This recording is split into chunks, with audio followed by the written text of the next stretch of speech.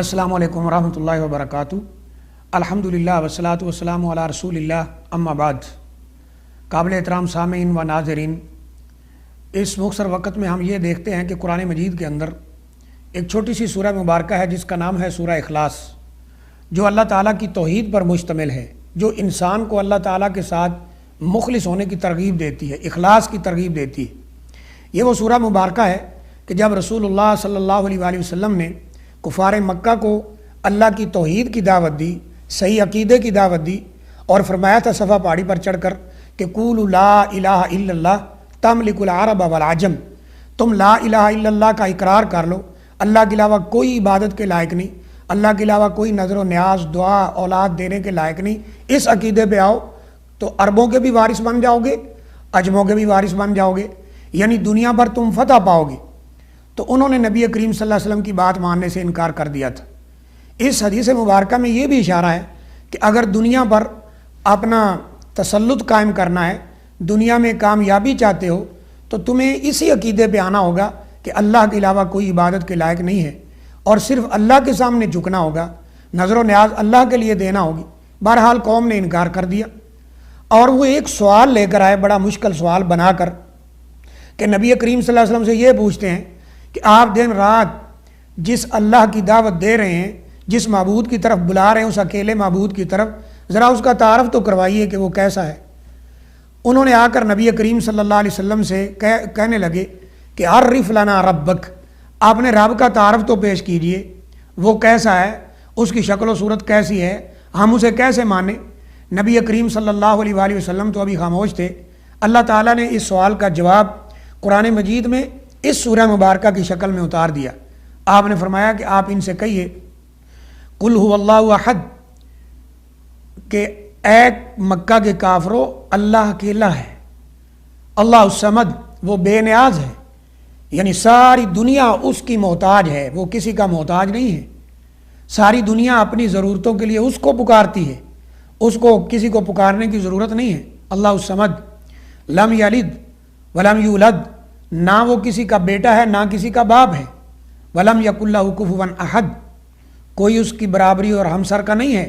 یہ اللہ تعالیٰ نے اپنا تعارف پیش کیا کفار مکہ کے سامنے، جو نبی کریم صلی اللہ علیہ وسلم کے ہاں ایک سوال پیدا کیا گیا تھا کہ آپ نے رب کا تعارف کروائیے، تو اللہ تعالیٰ نے یہ سورہ مبارکہ اتاری۔ اور یہ کتنی فضیلت والی صورت ہے۔ نبی کریم صلی اللہ علیہ وسلم نے سیدنا علی رضی اللہ تعالیٰ عنہ سے یہ فرمایا تھا کہ تم میں سے ہر ایک ایسا کیوں نہیں کرتا کہ وہ رات کو یعنی 10 پارے قرآن مجید کی تلاوت کر کے سوئے، 10 اجزاء من القرآن۔ تو سیدنا علی رضی اللہ تعالیٰ عنہ بڑے تعجب سے کہنے لگے، اللہ کے رسول صلی اللہ علیہ وسلم، من یستطیع منا، ہم میں سے کون اتنی طاقت رکھتا ہے کہ روزانہ 10 پارے قرآن مجید کی وہ تلاوت کرے؟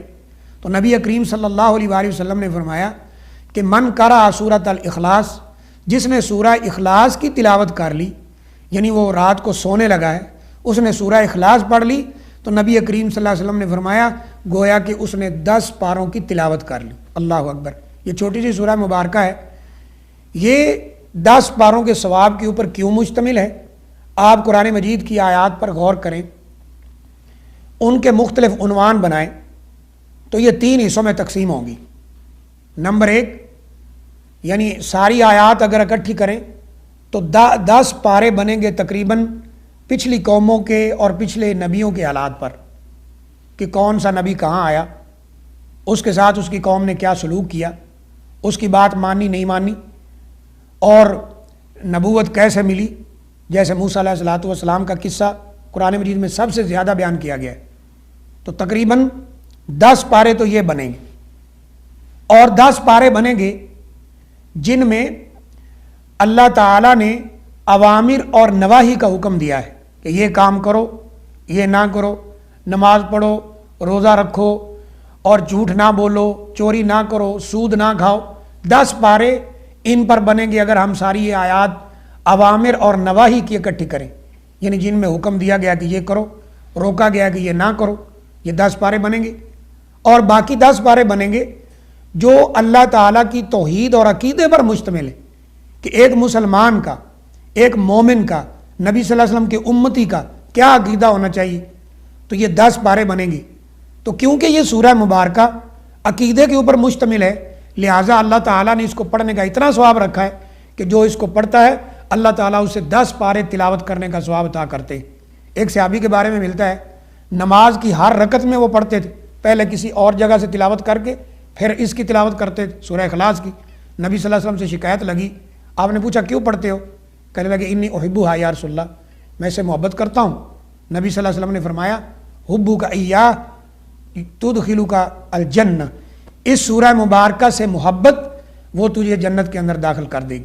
تو اللہ سے دعا ہے اللہ ہمیں عمل کی توفیق عطا فرمائے۔ والسلام علیکم ورحمۃ اللہ وبرکاتہ۔